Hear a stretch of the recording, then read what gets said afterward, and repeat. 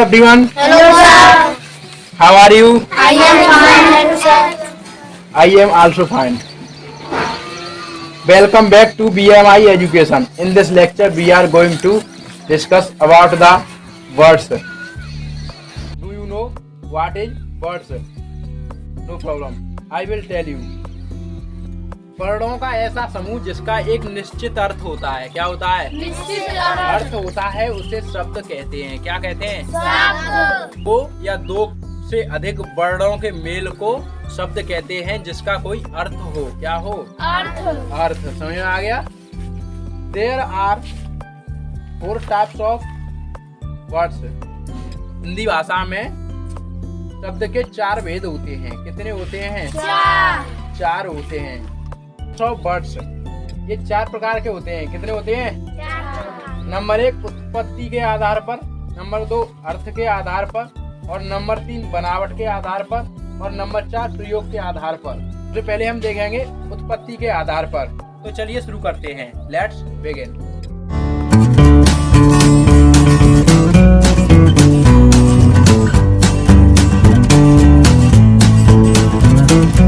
कितने प्रकार के होते हैं उत्पत्ति के आधार पर? शब्द कितने प्रकार के होते हैं? उत्पत्ति के आधार पर, अर्थ के आधार पर, बनावट के आधार पर, और प्रयोग के आधार पर। ठीक है, तो सबसे पहले हम देखेंगे उत्पत्ति के आधार पर। उत्पत्ति के आधार पर सबसे पहले आता है तत्सम शब्द। क्या आता है आपका? तत्सम शब्द। उत्पत्ति के आधार पर इसमें आता है तत्सम शब्द। क्या आता है? तत्सम शब्द, जिसे कहते हैं हम संस्कृत वर्ड्स। क्या होते हैं? संस्कृत वर्ड्स। वे शब्द जो संस्कृत भाषा से ज्यों के त्यों हिंदी भाषा में आए हैं उन्हें तत्सम शब्द कहते हैं। जैसे पहले क्या होती थी, अपनी एक संस्कृत भाषा थी। क्या थी? संस्कृत भाषा थी। उसमें से कुछ शब्द लिए गए हैं हिंदी के लिए। किसके लिए लिए गए? हिंदी में। और हिंदी में जो शब्द लिए गए हैं संस्कृत के, उनमें कोई चेंज नहीं हुआ है, वैसे के वैसे ही है, सेम। तो उनको क्या कहते हैं? तत्सम शब्द कहते हैं। क्या कहते हैं? तत्सम शब्द। वे शब्द जो संस्कृत भाषा से लिए गए हैं और उनमें कोई परिवर्तन नहीं किया गया है, उन्हें हम कहते हैं तत्सम शब्द। क्या कहते हैं? तत्सम शब्द। जैसे सर्प। क्या होता है? सर्प। सर्प, गिरत, रात्रि और पुत्र। देन आपका आता है उसके बाद में तद्भव शब्द। क्या आता है?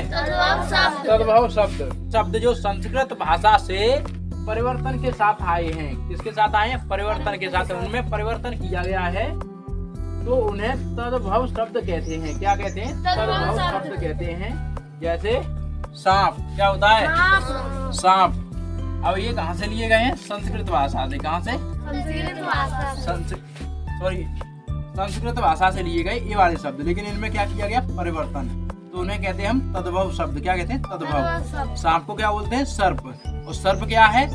संस्कृत का शब्द है। किसका शब्द है? संस्कृत का, लेकिन इसमें परिवर्तन कर दिया, सांप। क्या हो गया? सांप। वैसे ही घी, रात, चिट्ठी। इसको उसके बाद आता है देशज शब्द। क्या आता है? देशज शब्द। ये शब्द जो हिंदी क्षेत्र की विभिन्न बोलियों से आए हैं और हिंदी में प्रचलित हो गए हैं, उन्हें देशज शब्द कहते हैं। जैसे बहुत सारी लैंग्वेज बोली जाती हैं, तमिल, उर्दू, हिंदी, बहुत सारी लैंग्वेज बोली जाती हैं। इन लैंग्वेज से जो शब्द आए हैं हिंदी में, किसमें आए हैं? हिंदी में। उन्हें देशज शब्द कहते हैं। क्या कहते हैं? देशज शब्द। जैसे फावड़ा। फावड़ा ये क्या है? आपका देशज शब्द है। क्या है? जूता, पगड़ी, ये सब आपके देशज शब्द हैं। क्या है? देशज शब्द हैं जो देशों की, जो देश में अलग अलग बोले जाने वाली लैंग्वेज यानी भाषा से लिए गए हैं शब्द, इन्हें देशज शब्द कहते हैं। देन उसके बाद आपका आता है विदेशी शब्द। क्या आता है? विदेशी शब्द। विदेशी शब्द। ये क्या होता है? देखो, वे शब्द जो हिंदी भाषा में विदेशी भाषा से आए हैं उन्हें विदेशी शब्द कहते हैं। जैसे विदेशी क्या है? American, French, Italian. विदेशों से जो भाषाएं हैं उनमें से जो शब्द लिए गए हैं हिंदी भाषा के लिए, तो उनको क्या कहते हैं? विदेशी शब्द कहते हैं। क्या कहते हैं? विदेशी शब्द। विदेशी शब्द कहते हैं। अंग्रेजी भाषा। अब सबसे पहले देखें अंग्रेजी शब्द। अंग्रेजी भाषा से लिए गए हैं हिंदी के लिए। किसके लिए लिए गए हैं? हिंदी के लिए। तो कौन कौन से हैं? इंस्पेक्टर और कोर्ट। आपने हिंदी देखी होगी, इंस्पेक्टर की इंस्पेक्टर लिखा होता है हिंदी में, हिंदी की बुक में। अंग्रेजी भाषा से जो शब्द लिए गए वो कौन से? Inspector, coupon, court, biscuit, appeal, ice cream, engineer, magistrate, lamp, station, machine, rubber, parcel and school. तेरे शब्द कहाँ से लिए गए हैं? अंग्रेजी भाषा से लिए गए हैं। किसके लिए लिए गए हैं? हिंदी के लिए। किसके लिए लिए गए हैं? हिंदी के लिए। हिंदी के लिए। टैलेंट आपका आता है अरबी शब्द। क्या आता है? अरबी शब्द। अरबी शब्द जो अरबी भाषा से लिए गए हैं, जैसे किताब, फकीर। शब्द देखो, किताब, कायदा, गरीब, फकीर, रईस, औरत, अखबार, आजाद, रिश्वत, तूफान, मालिक, मुहावरा, सलाह एंड दफ्तर। ये शब्द कहाँ से लिए गए? अरबी भाषा से लिए गए हैं। कहाँ से लिए गए हैं? अरबी भाषा से। देन उसके बाद आती है आपकी फारसी शब्द। क्या आते हैं? फारसी शब्द। जैसे दीवार और चिराग। ये कहाँ से लिए गए हैं? फारसी भाषा से लिए गए हैं। कहाँ से लिए गए हैं?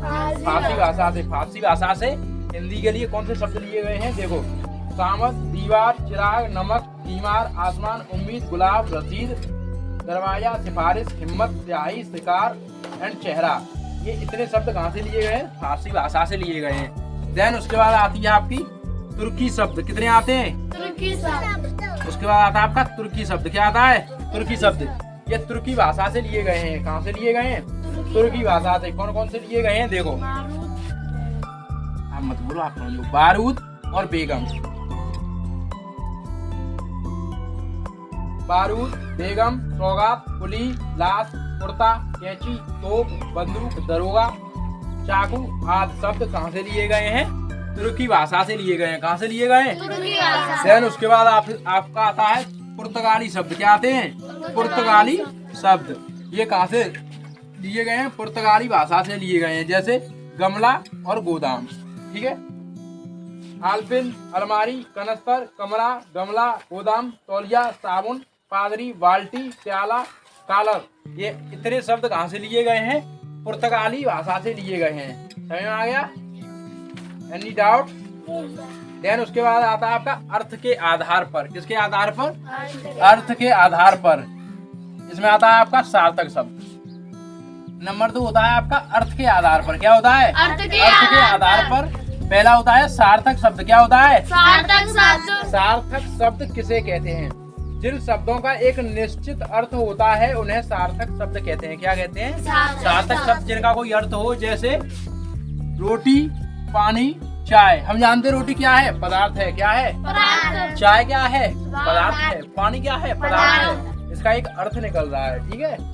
देन उसके बाद होता है आपका निरर्थक शब्द। क्या होता है? निरर्थक शब्द। निरर्थक शब्द। शब्द 2 प्रकार के होते हैं, सार्थक शब्द, निरर्थक शब्द। निरर्थक शब्द क्या होता है वो देखो, जिन शब्दों का कोई अर्थ नहीं होता है उन्हें निरर्थक शब्द कहते हैं। क्या कहते हैं? निरर्थक शब्द कहते हैं जिनका कोई अर्थ नहीं होता है। जैसे बोटी। बोटी जानते हो क्या होती है? नहीं पता है, इसका कोई अर्थ ही नहीं है। वाणी। वाणी क्या होता है? पता ही नहीं। अरे बोल होता है, वो होता है बाणी। ये लिखा है वाणी। वाणी क्या होता है? कुछ नहीं। वाय। वाय क्या होता है? कुछ भी नहीं है। जैसे हम वो लिखे नमक। क्या लिखे? नमक। और उसको उल्टा करता है कमन। तो कमन क्या चीज होती है? कुछ भी नहीं। तो नमक क्या है? सार्थक शब्द। और कमन क्या है? निरर्थक शब्द।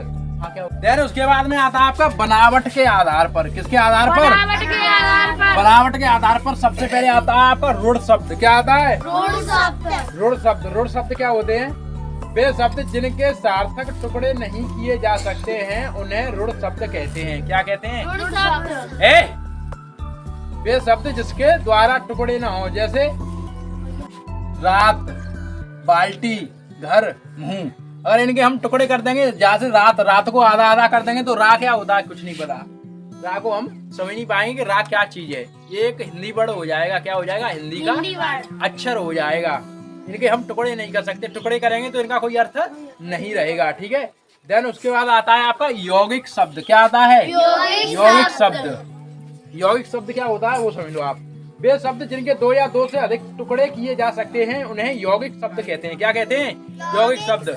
जिन शब्दों को टुकड़े कर देंगे और फिर भी उनका अर्थ पता चले हमें तो वो हो गए यौगिक शब्द। और जिनके टुकड़े नहीं किए जा सकते तो वो हो गए आपके रूढ़ शब्द। क्या हो गए? रूढ़ शब्द। जैसे पाठ प्लस शाला। क्या होता है? पाठशाला।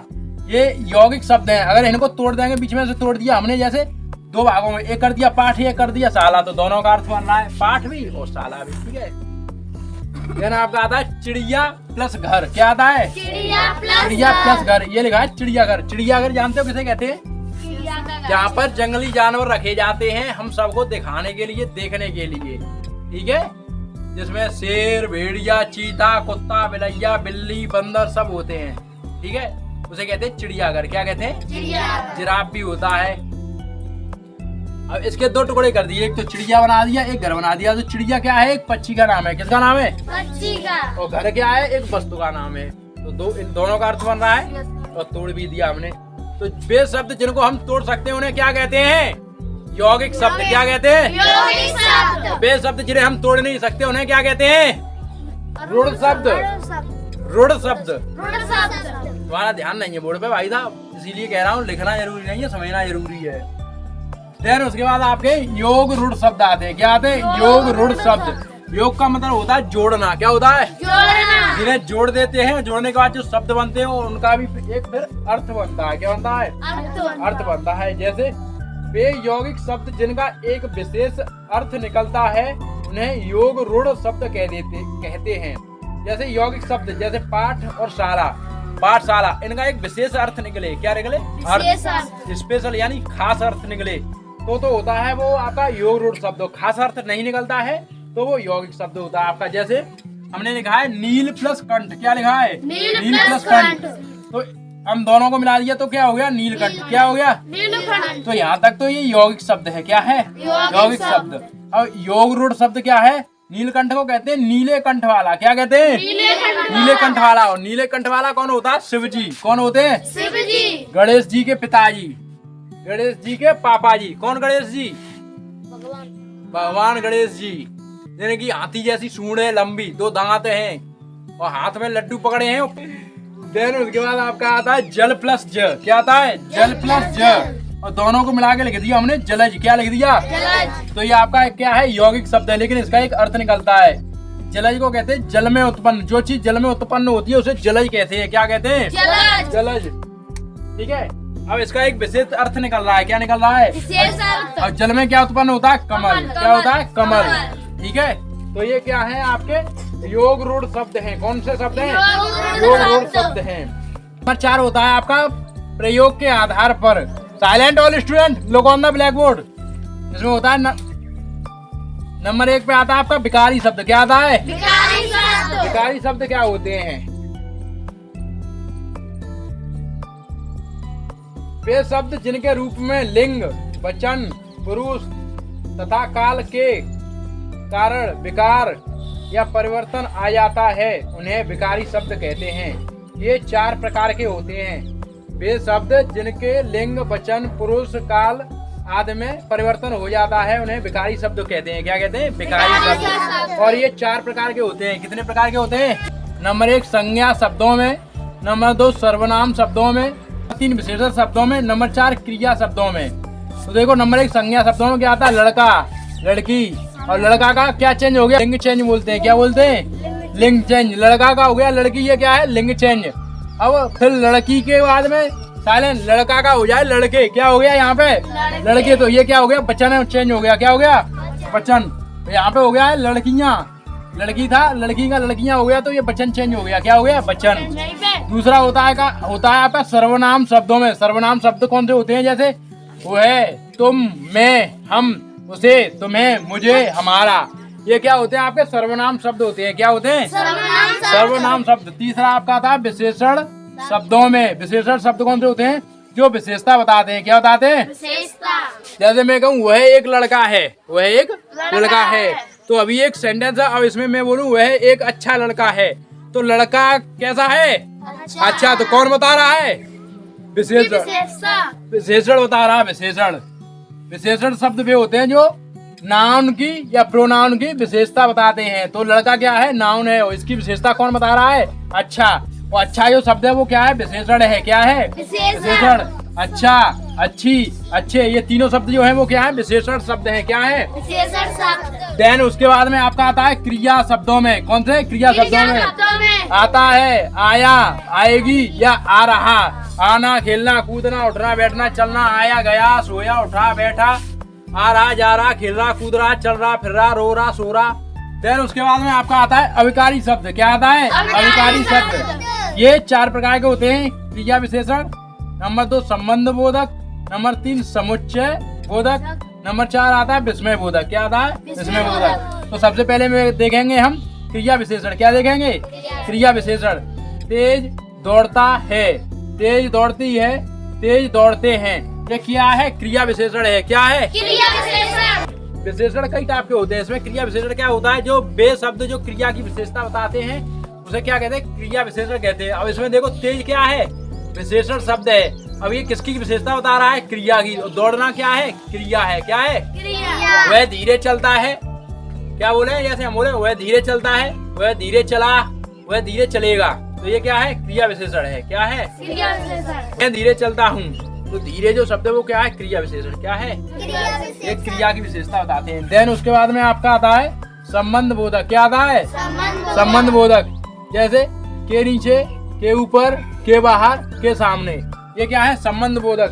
संबंध बोधक वे शब्द होते हैं जो नाउन, प्रोनाउन, संज्ञा में, संज्ञा और सर्वनाम में क्या बताते हैं? संबंध बताते हैं। क्या बताते हैं? संबंध। जैसे बिल्ली मेज के नीचे है। किसके नीचे है? बिल्ली मेज के नीचे है। तो बिल्ली क्या है? नाउन। और मेज क्या है? वो भी नाउन है। तो इन दोनों के बीच में क्या बता रहा है? संबंध। कौन बता रहा है? के नीचे। क्या बता रहा है? के नीचे। के नीचे। तो के नीचे, के ऊपर, के बाहर, के सामने, ये सब क्या है? संबंध बोधक शब्द हैं। कौन से शब्द हैं? संबंध बोधक। देन उसके बाद में आपका आता है समुच्चय बोधक। क्या आता है? समुच्चय बोधक। समुच्चय बोधक होते हैं या, और, किंतु, इसलिए। ये क्या होता है? समुच्चय बोधक शब्द होते हैं। जैसे या तो राम मोहन या तो राम लक्ष्मण आज दावत खाने जाएंगे। तो जो ये शब्द है वो क्या है? समुच्चय बोधक शब्द है। क्या है? समुच्चय बोधक। और समुच्चय बोधक शब्द है। देन इसलिए प्रांशु दावत खाने जा रहा है, इसलिए विभान भी उसके साथ जा रहा है। में जो इसलिए शब्द आया है वो क्या है? समुच्चय बोधक शब्द है। क्या है? समुच्चय बोधक शब्द है। इसमें आता है विस्मय बोधक। क्या आता है? विस्मय बोधक। जिसमें आपके आते हैं शाबाश, वहा, अरे, हाय। जैसे विभान ने पैता मार दिए प्रांशु से आगे। प्रांशु के पैता है 6 फुट के और विभान ने मार दिए 10 फुट के। तो हम कहेंगे वाह, नहीं सॉरी, शाबाश, क्या बात है? तो शाबाश क्या है? विस्मय बोधक शब्द है। हम बोले वाह, वाह क्या होता है? विस्मय बोधक शब्द है। अरे, विस्मय बोधक शब्द है। हाय, जैसे प्रांशु की कॉपी खो जाए, अब हाय, तो ये हाय जो शब्द निकलता है वो क्या है? विस्मय बोधक। I hope you all understand and like this video, so please like, share and comment, and please don't forget subscribe this channel. Thank you. Vande Mataram. Bharat